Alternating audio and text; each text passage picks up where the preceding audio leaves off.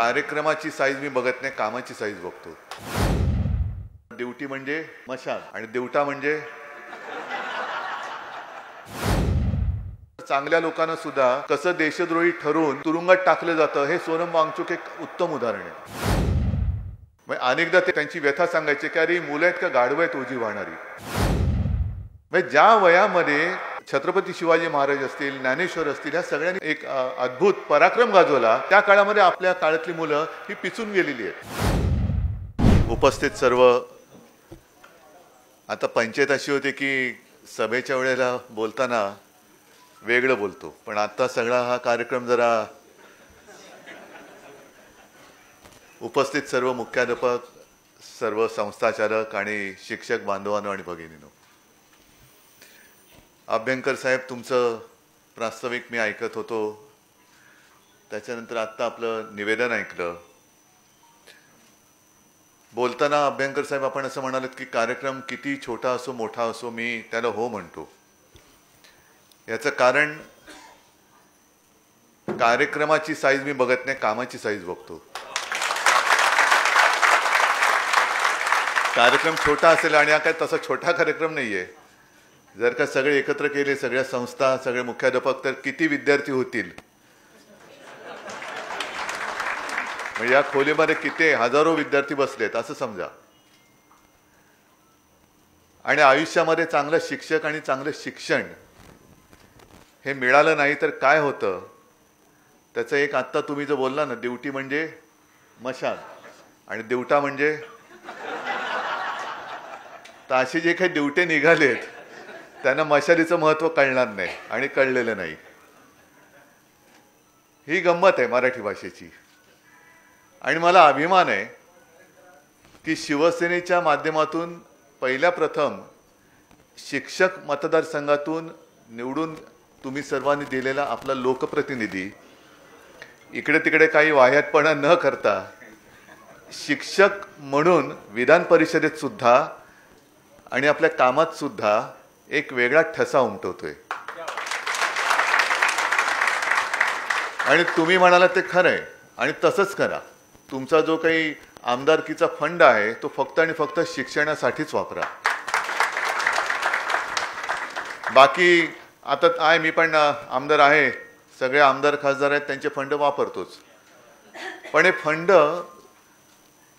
विरोधी पक्षाचा आमदार किंवा खासदार म्हटल्यानंतर कशा त्यांच्या त्या मुठी आवडल्या जातात किंवा नाड्या आवडल्या जातात हे आपण वृत्तपत्रातून वाचतोय.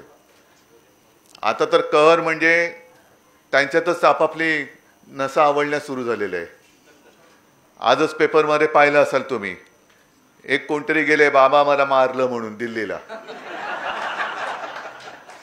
ही लाचारी जी आहे ना, ही लाचारी का, तर तेच चांगलं जर काही चांगलं शिक्षक मिळालं असतं त्या वयामध्ये तरी परिस्थिती आली नसती. आणि गेल्या वेळेला मला वाटतं मी माझ्या आजोबांचं एक उदाहरण तुम्हाला दिलं होतं, कारण हे तुम्हाला सांगितलं पाहिजे, मागेही सांगितलं असेल की शिवसेना प्रमुखांना आणि माझ्या आजोबांना दोघांनाही शालेय शिक्षण पूर्ण नाही करता आलं. दोघांनाही जवळपास 7वी मध्ये फी भरायला पैसे नाहीत म्हणून शाळा सोडावी लागली. पण शाळा सुटली तरी त्यांचं शिक्षण नाही थांबलं, कारण घरामध्ये संस्कार हा एक विषय असतो, तो घरामध्ये जास्त असतो. आपण मुलांना संस्कारित करतो, संस्कार देतो म्हणजे नेमकं काय करतो. आई वडील आपल्या मुलांना संस्कार देतात म्हणजे काय करतायत की काय वह्या पुस्तकं पाटे घेऊन नाही बसत, तर स्वतःच्या वागणुकीतून एक आपण कसे वागतो तशी आपली मुलं वागत असतात. आणि मग घराणेशाही म्हणते ती तशीच, म्हणजे वडिलांनी एवढा घोटाळा केला तर मुलगा आणखी मोठा घोटाळा करणार. तर ह्या सगळ्या गोष्टी ह्या संस्कारातून येतात. आणि आता नवीन आधुनिक जे काही तंत्रज्ञान तुम्ही म्हणताय, कॉम्प्युटर हे आहेच, म्हणजे आता माध्यमं ही बदलायला लागली. आजही शाळेमध्ये पाटी आहे की नाही मला कल्पना नाही, कारण आपण सगळेजण जे माझ्या वयाचे आहेत ते पाटीवरती अक्षर गिरवत शिकलेलो आहेत. आणि बहुतेक आपली अक्षरं हे आपल्या आईने आपला हात हातात धरून गिरवून घेतलेली आहेत, म्हणून तिला मातृभाषा म्हणतो आपण. अ आ इ उ ए ऐ सगळे जे काय आहे हे सगळं तिकडनं पाठीवरती गिरून गिरून गिरून आपण ही अक्षरं गिरवत मोठे झाले. तेव्हा कुठे कॉम्प्युटर होता? पाटीवरती अक्षरे गिरून मोठी झालेली आपण माणसं. पण शिक्षण म्हटल्यानंतर त्या पाटीवरती गिरून मोठे झालेल्या माणसानेच कॉम्प्युटर शोधलाय, हे सुद्धा आपण मान्य केलं पाहिजे. तो सुद्धा कोणी जो कॉम्प्युटरचा शोधक किंवा जनक असेल तो सुद्धा तेव्हा कुठे शिकला असेल. आणि शिक्षण पद्धती ही कालानुरूप मला असं वाटतं बदलत गेली पाहिजे. मध्ये मी एक यांचा सोनम वांगचुक त्यांचा कार्यक्रम पाहिला. काय आपल्या देशामध्ये परत तेच सांगतो, शिक्षण आणि शिक्षक मिळालं नाही तर चांगल्या लोकांना सुद्धा कसं देशद्रोही ठरवून तुरुंगात टाकलं जातं, हे सोनम वांगचुक एक उत्तम उदाहरण आहे. म्हणजे काय त्याचा उपयोग खरा करून घ्यायला पाहिजे. ते म्हणतायत काय त्याच्याकडे दुर्लक्ष करून नको तो त्याच्या कपाळावर शिक्का मारून दिला आतमध्ये टाकून, किती दिवस सडतील आतमध्ये देव जाणे. पण अशी माणसं आपल्या देशात आहेत. आणि त्यांनी जे सांगितलं की ते कुठे लेह लडाखमध्ये राहतात, त्यांचा जन्म तिकडे झाला, गावामध्ये शाळा नव्हती. आणि गावात शाळा नव्हती तर त्यांनी काय म्हटलं की त्याचा फायदा असा झाला की माझ्या आईने मातृभाषेमध्ये अनेक गोष्टी मला शिकवल्या, ज्याचा उपयोग मला आत्ता होतोय. आणि कसा फरक पडतो, आपण जे काय म्हणतो A for apple, B for bat, अमुक तमुक तमुक, तर आमच्याकडे ए फॉर फॅनच नाहीये, तर दाखवणार काय? फॅनच नाहीये. तर ही जी काय पद्धत आहे ना, ही पद्धत थोडी नाही म्हटलं तरी कालानुरूप आणि थोडीशी विभागवार ही थोडीशी बदलली गेली पाहिजे. आज कॉम्प्युटरचा तो जो काही विषय आहे, अनेकदा राजकारण आल्यानंतर म्हटल्यानंतर निवडणुकीच्या दिवसात आता रेवडी तर सरसकट झालेली आहे.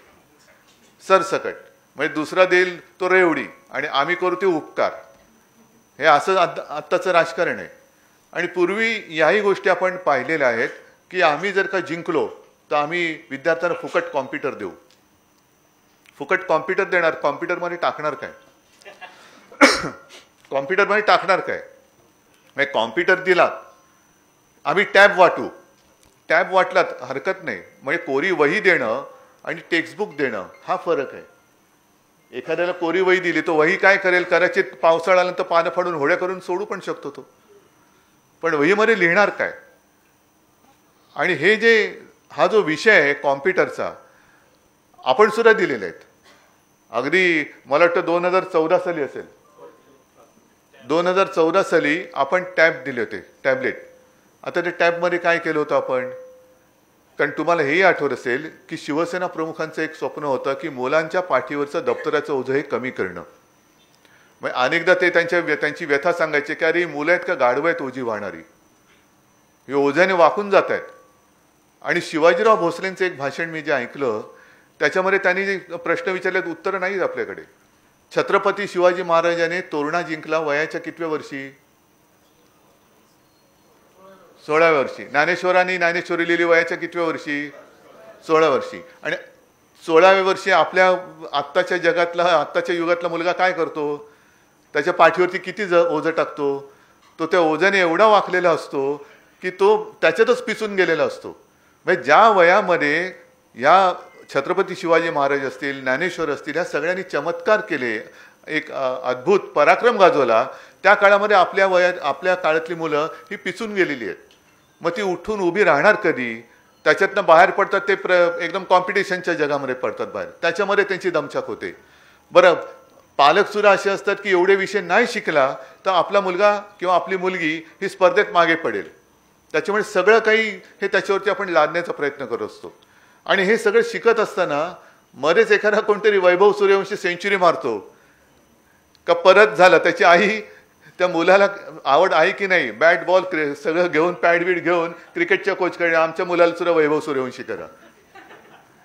एखाद्याने कुस्ती खेळली, कुस्ती, एखाद्याने बॅडमिंटन. मग ह्या सगळ्या स्पर्धेच्या युगामध्ये मूळ जे आपलं आहे ते विसरून जातो.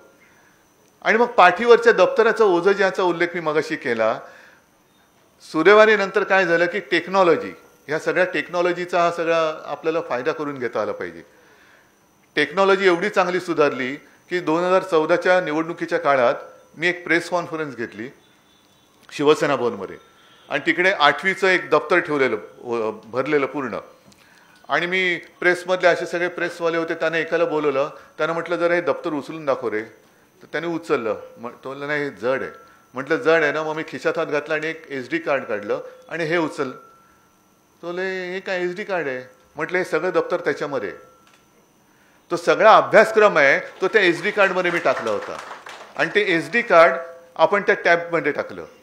म्हणजे 8वी ते 10वी दरवर्षी आपण महापालिका शाळेत सुरू केलं होतं. आता सुरू आहे की मला कल्पना नाही, कारण गेले 3-4 वर्ष महापालिकेचा बाप कोण आहे तेच कळत नाहीये.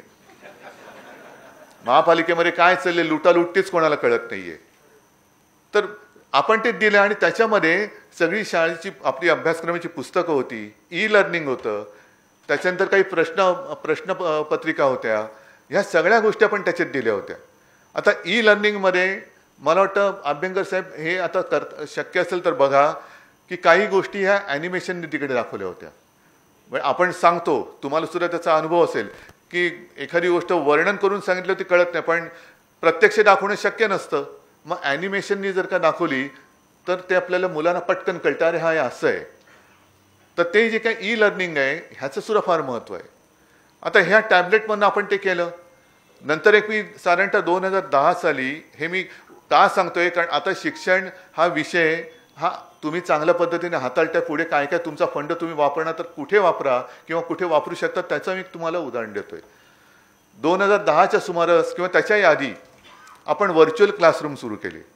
मला कल्पना नाही आपल्यापैकी किती जणांनी ते बघितले असतील. व्हर्च्युअल क्लासरूम म्हणजे काय केलं, माझ्या मनात असं आलं की महापालिकेच्या शाळा, आपण कधी कोणी म्हटलं कुठल्या शाळेत जातो तर पालकांना कदाचित लाज वाटते की माझा मुलगा किंवा माझी मुलगी महापालिका शाळेत जाते.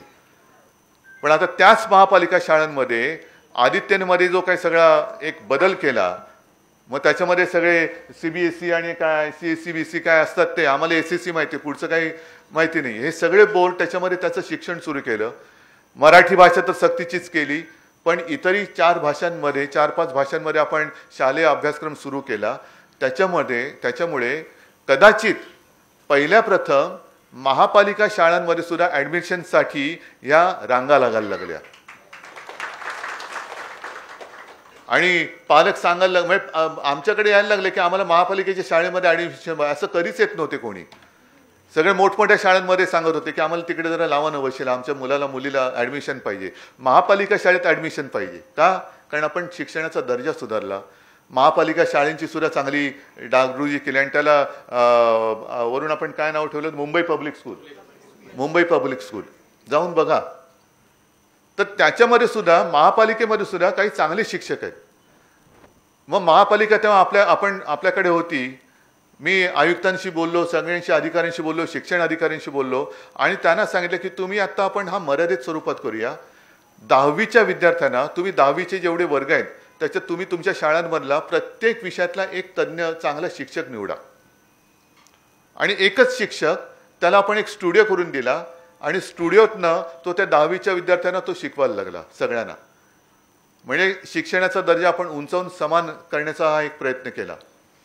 आणि हा नुसता शिक्षक म्हणजे TV सुरू केल्यानंतर जसं चालतं तसं नाही, तर दोन्हीकडनं संभाषण. म्हणजे त्याचं शिकून झाल्यानंतर शाळेप्रमाणे तो शिक्षक विचारायचा, ह्या शाळेत कोणाला काही प्रश्न आहे का तो प्रश्न सगळ्या मुलांना ऐकायला जायचं, त्याचं उत्तर सगळ्यांना ऐकायला जायचं. आणि ही पद्धत मला आठवत आहे की जेव्हा त्याचं आपण उद्घाटन केलं, कोणाला बोलवायचं तर डोक्यामध्ये विचार आला, नाव आलं डॉक्टर रघुनाथ माशेलकर. आता माशेलकर साहेबांशी बोलणार कोण, कारण मोठी माणसं आहेत, बिझी आहेत. मग त्यांना फोन केला आणि त्यांना फोन करून असं सांगितलं की माशेलकर साहेब एक कार्यक्रम असा आहे तर आपण यावं अशी आमची एक इच्छा आहे. तर मला त्याने सांगितलं की ठीक नाही मी येणार, पण मला जरा वेळ आणि कार्यक्रम काय आहे ते दिवस आणि वेळ जरा सांगाल तर बरं होईल. म्हणून माझ्याबरोबर मला वाटतं आदेश बांदेकर होते. आदेश बांदेकरनं म्हटलं आदेश जरा तुम्ही प्लीज समजून सांगा. आदेशने त्याला एक 2-3 मिनटं समजून सांगितल्यानंतर आदेश अरे नाही थांबा तुम्ही उद्धवजींशीच बोला. म्हटलं काय झालं, चिडलेत काय झालं. तुम्ही फोन घेतला, मला म्हणाले उद्धवजी तुम्ही विश्वास ठेवणार नाही, जे मी आत्ता लिहितोय ते तुम्ही करताय, मी आता माझी डायरी बघणार नाही, मला वेळ आणि ठिकाण सांगा, मी आलो. आणि ते आले. तर ह्या सगळ्या ज्या काही गोष्टी आहेत ना, ह्या आपणच पुढे नेल्या पाहिजेत. कारण हे सगळं मी आधुनिक तंत्रज्ञान तुम्हाला सांगत असताना 15 दिवसापूर्वी जे मी मराठवाड्यात फिरलो, मराठवाड्यामध्ये तुम्हाला माहिती आहे तसं गेल्या वर्षी महाराष्ट्रभर आपत्तीच आली. म्हणजे एवढा पाऊस पडला की यापूर्वी म्हणजे मराठवाड्यातले साधारणतः 70-80-90 वर्षाचे शेतकरी मला सांगत होते की एवढा पाऊस आम्ही आमच्या आयुष्यात कधी पाहिला नव्हता. एवढा पाऊस आला म्हणजे काही ठिकाणी नदीच्या पात्रातून पाण्याचे लोटच्या लोट जे आले ते जमिनीच वाहून गेल्या. म्हणजे घरदारं वाहून गेली, जमीन वाहून गेल्या, जमिनीवरचे माती वाहून गेली, खडक सगळे गोटे हे सगळे वरती आले. आणि मग अशा परिस्थितीत शेतकरी विचारायला लागला की खायचं काय. मग त्यांना धीर देण्यासाठी जो काय मी फिरलो आणि शेतकऱ्यांना मी सांगितलं तुम्ही बोला तुमचं काय म्हणणं आहे. तर त्याच्यात एक महिला उभी राहिली आणि उद्वेगाने बोलली. ते सगळ्या परिस्थितीचं तिने वर्णन केलं आणि तिने सांगितलं की असं म्हणतात की मुलींना फुकट शिक्षण आहे, पण माझ्या मुलींना तिकडे शिकवायला गेलं तर त्याच्यासाठी फी भरायला लागते. आमच्या घरामध्ये आता काय नाही आहे, शिकायचं कसं, मला मुलीला शिकवायचं आहे काय. म्हणजे ती उद्वेगाने बोलत होती, डोळ्यात पाणी पण होतं, एक राग पण होता, उद्वेग पण होता, शल्य पण होतं. आणि मग आपण एक हे केलं की त्या महिलेच्या मुलीच्या शिक्षणाची जबाबदारी आपण शिवसेनेने घेतली. आणि मग कार्यक्रम झाल्यानंतर मी त्यांना बोलवलं, म्हटलं ताई शांत व्हा, आता चिंता मिटली ना. तर त्या पुढे म्हणाल्या साहेब हे मी केवळ माझं दुःख नाही सांगितलं, मी माझ्या गावाचं दुःख सांगितलं. अशा अनेक मुली आहेत, अनेक मुलं आहेत.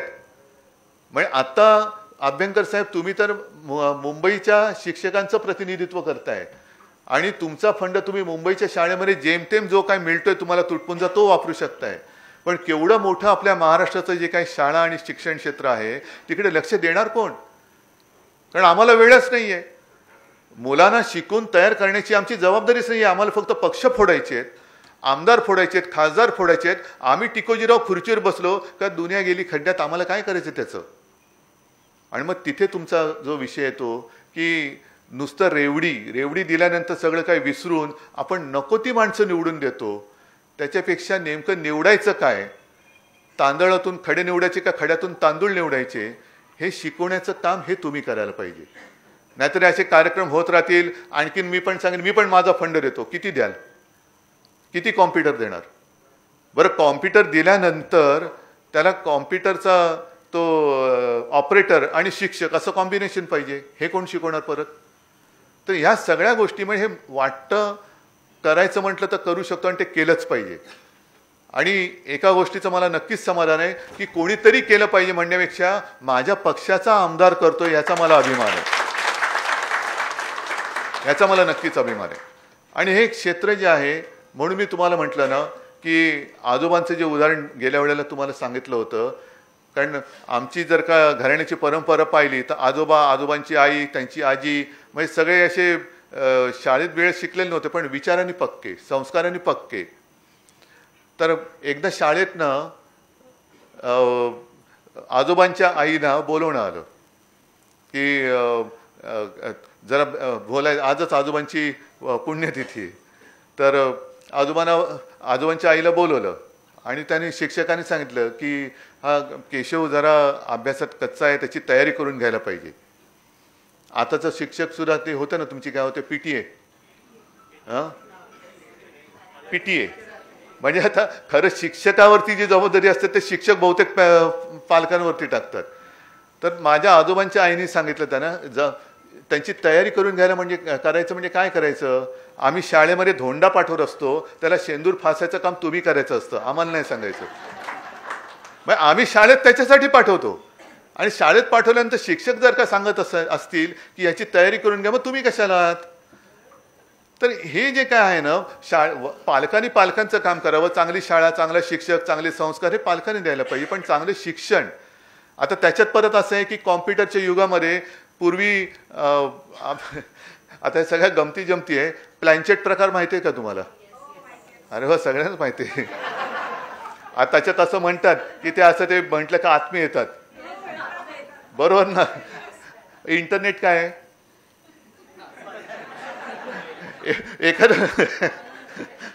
एखादा प्रश्न विचारला की ते उत्तर मिळायचं. आता इंटरनेटवरती जरा कुठे तुम्ही टक टक टक टक केलं का संपूर्ण त्याची कुंडली येते.